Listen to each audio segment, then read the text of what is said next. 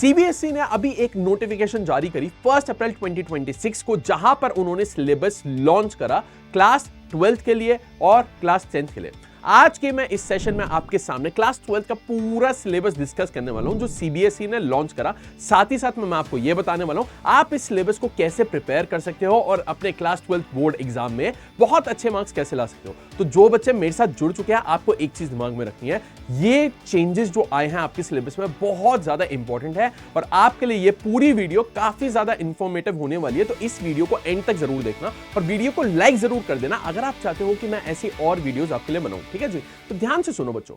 Commerce domain में हमारे पास 3 subjects होते हैं। मैं बात करूं अकाउंटेंसी, इकोनॉमिक्स और बिजनेस स्टडीज। ये 3 सब्जेक्ट्स आपको पता है जो पिलर ऑफ कॉमर्स बनते हैं और आपको एक बहुत ही अच्छा करियर आगे चलकर देते हैं। क्योंकि आजकल के बिजनेस लीडर्स की अगर मैं बात करूं तो एक चीज हमेशा याद रखना, जो आजकल के बिजनेस लीडर्स हैं वो बेटा इनोवेटिव हैं, साथ ही साथ में उनकी कंसेप्चुअल अंडरस्टैंडिंग बहुत स्ट्रांग है। और आपके लिए ये 3 सब्जेक्ट्स अकाउंटेंसी, इकोनॉमिक्स और बिजनेस स्टडीज बहुत ज्यादा रेलिवेंट है, क्योंकि आपको ये आगे चल के बहुत सक्सेसफुल बिजनेस लीडर या फिर बहुत सक्सेसफुल एक एम्प्लॉय बनाते हैं।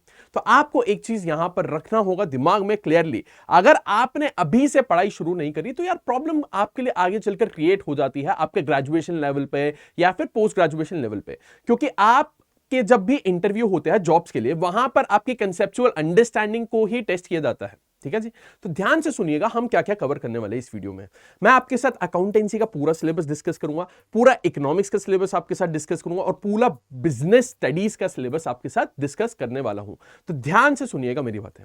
देखो, यहां पे मैंने पूरा कॉम्प्रिहेंसिव स्टडी करी आपकी सिलेबस की, ताकि आपको यहां पे टाइम वेस्ट ना करना पड़े अपने किसी भी कंटेंट पर कि इतनी बड़ी पीडीएफ है और 3-3 पीडीएफ है सिलेबस की।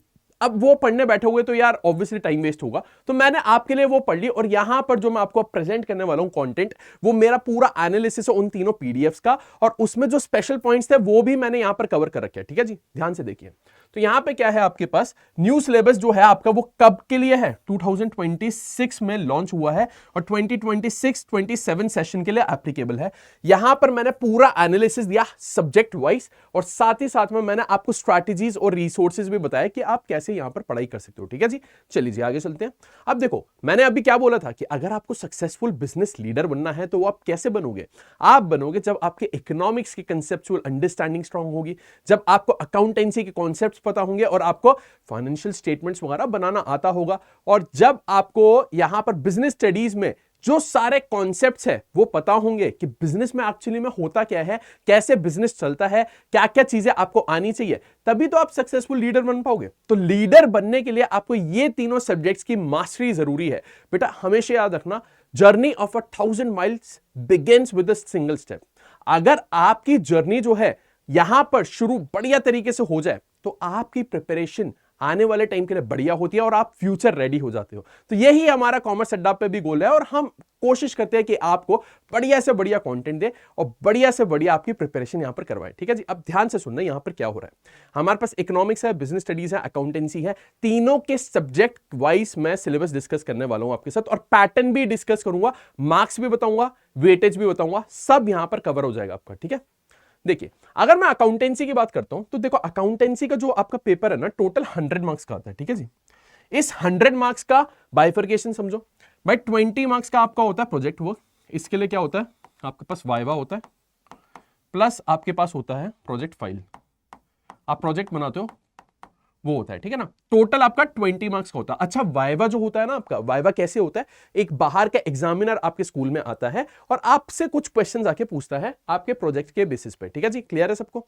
अब दूसरी तरफ क्या है हमारे पास, थ्योरी एग्जाम। थ्योरी एग्जाम मतलब ये राइटिंग वाला एग्जाम होता है आपका, 80 मार्क्स का होता है। तो 80-20 रूल लग रहा है यहां पे, 20 मार्क्स का प्रोजेक्ट वर्क, 80 मार्क्स का थ्योरी वाला एग्जाम मतलब राइटिंग वाला एग्जाम। इसके अंदर भी अब बाइफर्केशन हो जाता है। अकाउंटेंसी में क्लास 12th में आपके पास 3 बुक्स होती है, ध्यान से सुनना। सबसे पहले होती है अकाउंटिंग फॉर पार्टनरशिप, दूसरी बुक होती है आपके पास अकाउंटिंग फॉर कंपनीज, और थर्ड बुक में आपके पास चॉइस होती है। या तो आप कर सकते हो एनालिसिस ऑफ फाइनेंशियल स्टेटमेंट, या फिर आप कर सकते हो इंट्रोडक्शन टू कंप्यूटराइज्ड अकाउंटिंग। ठीक है, दोनों में से आप कोई भी चूज कर सकते हो। Schools generally analysis of financial statement choose करता है। ठीक है जी, अब इन बुक्स की वेटेज हम समझते हैं आने वाली स्लाइड पर, देखिएगा मेरे साथ। तो देखो, पहले हम 60 मार्क्स की बात कर रहे हैं, जो आपका थ्योरी एग्जाम है 80, 80 वाला एग्जाम आपका दो पार्ट्स में डिवाइडेड है, एक तो 60 और दूसरा 20 मार्क्स।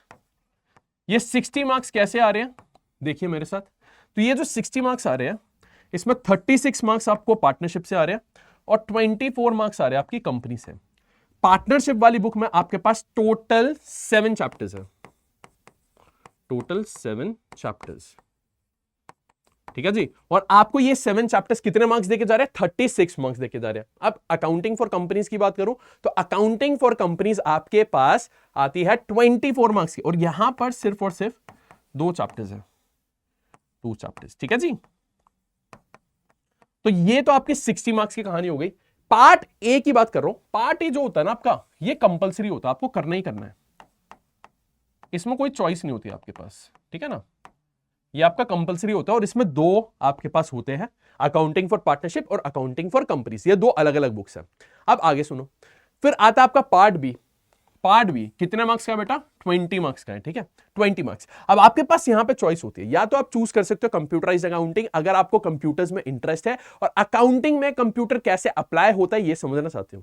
लेकिन अगर आपको स्टॉक मार्केट में इंटरेस्ट है और आप समझना चाहते हो कि एक कंपनी की जो फाइनेंशियल स्टेटमेंट्स होती है, भाई बैलेंस शीट हो गई, statement of profit and loss हो गया, उसे समझते कैसे है और उससे रिजल्ट कैसे निकालते हैं, तो आपके लिए बहुत बढ़िया ऑप्शन है एनालिसिस ऑफ फाइनेंशियल स्टेटमेंट। ये आप चूज कर सकते हो।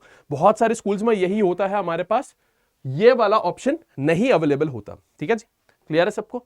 ये आपका आ रहा है 20 मार्क्स का और आपको दोनों में से एक करना होता है। अच्छा, यहां पे बच्चों का एक और सवाल आता है कि क्या हम एनालिसिस ऑफ फाइनेंशियल स्टेटमेंट के 2 क्वेश्चन और कंप्यूटराइज्ड अकाउंटिंग के 2 क्वेश्चन कर सकते हैं? सर नहीं। अगर आपने एनालिसिस शुरू करा तो आप एनालिसिस करोगे, अगर आपने कंप्यूटराइज्ड अकाउंटिंग शुरू करा तो आप कंप्यूटराइज्ड अकाउंटिंग शुरू करेंगे। क्या क्लियर है आपको ये बात? ये थी आपकी अकाउंटेंसी की बात। अच्छा, इसमें है ना जो आपका अकाउंटेंसी का सिलेबस है वो लास्ट ईयर वाला ही एज इट इज कॉपी कर दिया, कोई ज्यादा चेंज नहीं है, इनफैक्ट कोई चेंज ही नहीं है, ठीक है जी। क्लियर है? अब बात करते हैं आपके नेक्स्ट सब्जेक्ट की, जो है हमारा बिजनेस स्टडीज। बिजनेस स्टडीज में क्या होता है? 20 मार्क्स का आपका प्रोजेक्ट वर्क है और 80 मार्क्स का आपका थ्योरी एग्जाम है, ठीक है जी। और बिजनेस स्टडीज में आपके पास 2 बुक्स होती है। कितनी बुक्स? 2 बुक्स, 2 बुक्स होती है। बुक 1 की बात करते हैं तो भाई पार्ट ए हो गया आपका बुक 1, 50 मार्क्स का बुक 1, बुक 1, ठीक है जी। इसमें क्या है आपके पास? मेन जो हमारे हैं बहुत सारे चैप्टर्स हैं, ध्यान से देखिएगा। टोटल हमारे पास 8 चैप्टर्स होते हैं। टोटल हमारे पास कितने चैप्टर्स होते हैं? 8 चैप्टर्स। अब मैंने उसे डिवाइड कर रखा है। सबसे पहले हमारे पास इंट्रोडक्शन या फिर उसे फाउंडेशन बोल लेते हैं।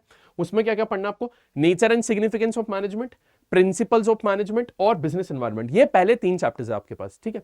फिर उसके बाद क्या है आपके पास? चैप्टर्स आते हैं कोर फंक्शंस, मतलब यहां पे आप सीख रहे हो मैनेजमेंट होता क्या है और मैनेजमेंट करते कैसे है। उसके लिए आपके पास 2 चैप्टर्स है, 14 मार्क्स के बैठते हैं लगभग, प्लानिंग और ऑर्गेनाइजिंग। फिर हमारे पास आता है एक बिजनेस का सबसे इंपॉर्टेंट एलिमेंट, उसे बोलते हैं हम ह्यूमन एलिमेंट। जो ह्यूमंस होते हैं हमारे एक बिजनेस के, उसे मैनेज कैसे करना है, उसे हैंडल कैसे करना है, वो हम सीखते हैं आखिरी के 3 चैप्टर में, स्टाफिंग, डायरेक्टिंग, कंट्रोलिंग। तो आपके पास ये 8 चैप्टर्स का बाइफर्केशन और मार्क्स की वेटेज आ गई। फाउंडेशन पहले 3 चैप्टर्स आपके 16 मार्क्स के हैं, फिर 4th और 5th चैप्टर आपका 14 मार्क्स का है, और फाइनली आपके पास ह्यूमन एलिमेंट जो है वो 20 मार्क्स का है। क्या सबको क्लियर है ये बात? ये हो गई पार्ट ए की बात, किसकी? बिजनेस स्टडीज के।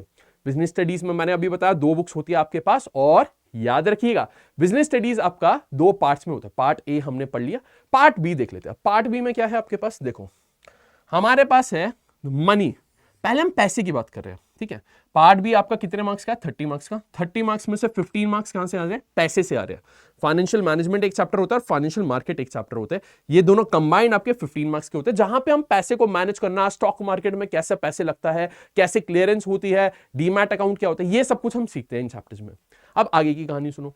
फिर मार्केटिंग मैनेजमेंट है बेटा। ये मार्केट में हमारे पास 2 चैप्टर्स है, मार्केटिंग मैनेजमेंट और कंज्यूमर प्रोटेक्शन। जो मार्केटिंग मैनेजमेंट है वो बेटा आपका लगभग 11 से 12 मार्क्स का आता है, और जो कंज्यूमर प्रोटेक्शन है वो आपके पास 3 to 4 मार्क्स का आता है। समझे? बहुत इंपॉर्टेंट चैप्टर है, सबसे ज्यादा वेटेज रखने वाला चैप्टर है मार्केटिंग मैनेजमेंट, और इसमें आप सब कुछ सीखते हो मार्केटिंग के बारे में बेसिक लेवल पे। बहुत बेसिक टर्म सीखते हो कि प्रोडक्ट क्या होता है, प्राइस क्या होता है एक प्रोडक्ट का, कैसे रखते हैं प्राइस, प्लेस क्या होती है, प्रमोशन कैसे करना है, कैसी कैसी टाइप की सेलिंग होती है, पर्सनल सेलिंग क्या होता है, ये सब कुछ आप इस चैप्टर में सीखते हो। कंज्यूमर प्रोटेक्शन में आप सीखते हो कि एक कंज्यूमर के पास क्या क्या राइट्स अवेलेबल है, वो कैसे इंप्रूव कर सकता है अपने लिए जो भी सर्विसेज मार्केट से खरीद रहा है उसको। ठीक है, ये सब कुछ यहां पर कवर होता है। क्लियर है सबको? ये थी आपकी बिजनेस स्टडीज की बात। अब बात करते हैं इकोनॉमिक्स की। इकोनॉमिक्स की अगर मैं बात करूं बच्चों, ध्यान से सुनना, यहां पर बच्चों के मन में सवाल आता है कि सर यहां पर क्या माइक्रो इकोनॉमिक्स है? याद रखना बच्चों, माइक्रो इकोनॉमिक्स नहीं है। सीयूईटी एग्जाम में माइक्रो इकोनॉमिक्स है, आपकी क्लास 12th में माइक्रो इकोनॉमिक्स नहीं है। माइक्रो इकोनॉमिक्स नहीं है, आप ऑलरेडी क्लास 11th में उसे पढ़ के आ रहे होगे। अच्छा, एक और डाउट, कुछ बच्चे एनसीईआरटी फॉलो करते हैं ना, तो उनके सामने एक प्रॉब्लम आती है, इंडियन इकोनॉमिक डेवलपमेंट की जब वो बुक खरीदने जाते हैं मार्केट में, तो क्या होता है, उन्हें क्लास 11th की लिखी हुई मिलती है बेटा एनसीईआरटी। तो बच्चों इसे सुन के घबराना मत। क्यों? जो आपकी क्लास 11th में थी पहले Indian economic development, NCERT class 11th के नाम से ही पब्लिश करता था। फिर क्या हुआ, सिलेबस चेंज हुआ, इंडियन इकोनॉमिक डेवलपमेंट को 11 से उठा के 12th में लेके आए। ठीक है जी। अब क्या है, एनसीईआरटी वाले हमारे थोड़े से टाइम नहीं मिला होगा या कामचोर बोलो, कुछ भी बोलो, उन्होंने अपडेट नहीं करा। वो आज भी बुक ऐसे ही प्रिंट करे जैसे वो 11th में हो। तो घबराने की जरूरत नहीं है। अगर आपका दुकान वाला इंडियन इकोनॉमिक डेवलपमेंट की एनसीईआरटी की बुक आपको क्लास 11th की दे रहा है, तो इसका मतलब वो सही बुक दे रहा है आपको, आप उससे लड़ाई मत करिएगा। ठीक है जी, क्लियर है? अब सुनो मेरी बात। तो हमारे पास टोटल 100 मार्क्स का होता है पेपर, 20 मार्क्स आपका प्रोजेक्ट वर्क से और 80 मार्क्स आपका थ्योरी एग्जाम, मतलब वो राइटिंग वाला एग्जाम। जो 80 मार्क्स का है, 80 मार्क्स को दो पार्ट्स में डिवाइड करते हैं। पार्ट ए है आपका मैक्रो इकोनॉमिक्स। मैक्रो इकोनॉमिक्स मतलब इकोनॉमिक्स की पढ़ाई आपके बड़े स्केल पर, बड़े स्केल पर। हमने 11th में पढ़ी थी माइक्रो इकोनॉमिक्स छोटे लेवल पे, एक कंज्यूमर एक प्रोड्यूसर लेवल पे, है ना।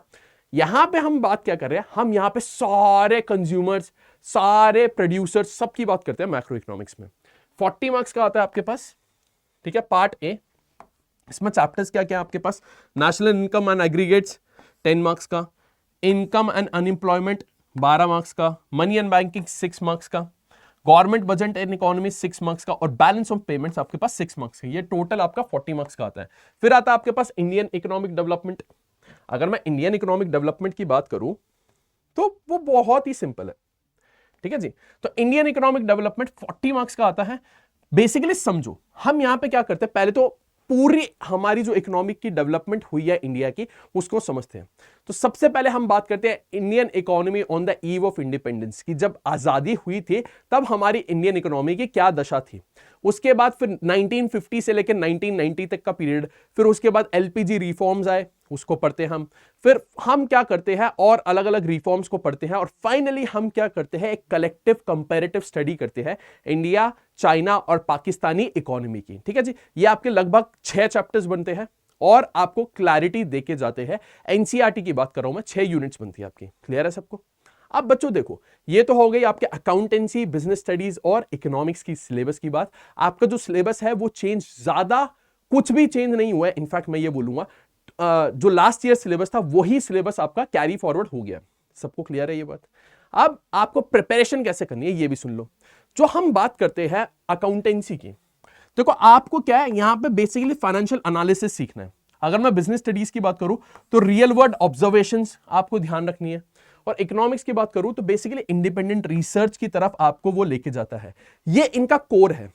आपको प्रिपेयर कैसे करना है, अकाउंटेंसी में न्यूमेरिकल्स बहुत ज्यादा सॉल्व करने हैं, कंसेप्चुअल अंडरस्टैंडिंग पे आप फोकस करिएगा, और यहां पर जितने नंबर ऑफ क्वेश्चंस हो उतना अच्छे से सॉल्व करिएगा। मतलब आपको क्या करना है, एक ही टाइप के 10 क्वेश्चंस नहीं करने, 10 अलग अलग टाइप के क्वेश्चंस करने अकाउंटेंसी में।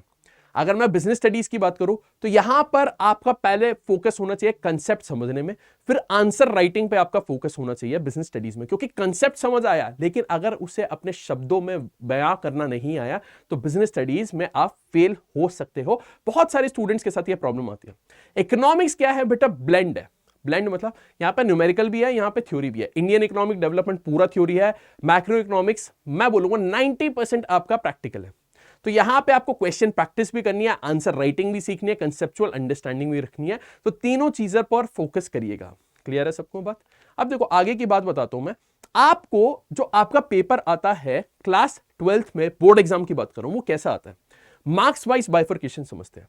तो देखो आपका अगर पेपर है 80 मार्क्स का, कोई भी सब्जेक्ट हो, चाहे अकाउंटेंसी हो, चाहे इकोनॉमिक्स हो, चाहे बिजनेस स्टडीज हो, 80 मार्क्स के पेपर में 32 मार्क्स आपके ये टेस्ट करते हैं रिमेंबरिंग एंड अंडरस्टैंडिंग। आपके पास डायरेक्ट क्वेश्चंस होते हैं और बेसिकली हम यहां पे ये टेस्ट करना चाहते हैं कि आप कितने अच्छे से चीजें याद रख पाते हो और कितना अच्छे से समझ पा रहे हो। तो 32 मार्क्स आपके डायरेक्ट क्वेश्चंस होंगे और आपकी मेमोरी को चेक कर रहे हैं। फिर 24 मार्क्स के क्वेश्चंस कैसे होंगे आपके पास अप्लाई करने के लिए, कि जो आपने सीखा वो रियल वर्ल्ड केसेस में आप कैसे अप्लाई करते हो। केस स्टडी बेस्ड क्वेश्चंस हो गए, असर्शन रीजन हो गए, यहां पर आता है। और फाइनली आपके पास आता है analysing, evaluating and creating. Basically case study में आपको डाला जाएगा, फोर्स करा जाएगा आपको सोचने के लिए और आपको बोला जाएगा आंसर दीजिए। तो 24 मार्क्स का। तो ये बाइफर्केशन होता है आपके क्वेश्चन पेपर में क्वेश्चंस का। यहां पर किसका बाइफर्केशन बता रहा हूं मैं आपको, क्वेश्चंस का। और ये कौन बोल रहा है बेटा, ये सीबीएसई आपको ये बातें बता रहा है, सारी बातें सीबीएसई बता रहा है क्वेश्चन पेपर से रिलेटेड, कि आपके पास क्वेश्चंस किस टाइप के आएंगे। भाई 32 मार्क्स हम क्या करेंगे, कहां से, अंडरस्टैंडिंग और रिमेंबरिंग से, 24 मार्क्स अप्लाइंग पर, और फाइनली एनालाइजिंग एंड इवैल्यूएटिंग हम 24 मार्क्स का कवर कर रहे होंगे। क्लियर है सबको ये बात। अब देखो फाइनली आपको क्या करना है। देखो कॉमर्स की अगर मैं बात करूं बेटा, कॉमर्स आपको किंग बना सकता है। वो किंग कब बनोगे आप, जब आप यहां पर अपनी फाउंडेशन स्ट्रांग करोगे। और क्लास 12 आपको फाउंडेशन स्ट्रांग करने पर मजबूर करता है और आपकी प्रिपरेशन मजबूत कराता है आने वाली जिंदगी के लिए। तो आपको यह प्रिपरेशन अपनी बढ़िया करनी है और उसके लिए हम कॉमर्स अड्डा चैनल पर आपके साथ है। मैं हूं, आकृति मैम है, बिजनेस स्टडीज देख रही है, और इकोनॉमिक्स देख रहे हैं हमारे अमित मिश्रा सर। तो बच्चों कॉमर्स अड्डा चैनल को जरूर सब्सक्राइब कर लीजिएगा। यहां पर हम आपकी बेस्ट प्रिपरेशन करेंगे, आपके साथ हम जुड़े रहेंगे। कमेंट में मुझे जरूर बताना अगर आप चाहते हो और कोई वीडियो बनाई जाए, और वीडियो लाइक जरूर कर देना, अपने दोस्तों के साथ भी शेयर करना। ठीक है बच्चों, थैंक यू सो मच मेरे साथ जुड़ने के लिए। मैं ऋषभ अग्रवाल अब आपसे विदा लेता हूं। मिलते हैं आपसे नेक्स्ट सेशन में, नेक्स्ट वीडियो में। Till then take care, bye bye.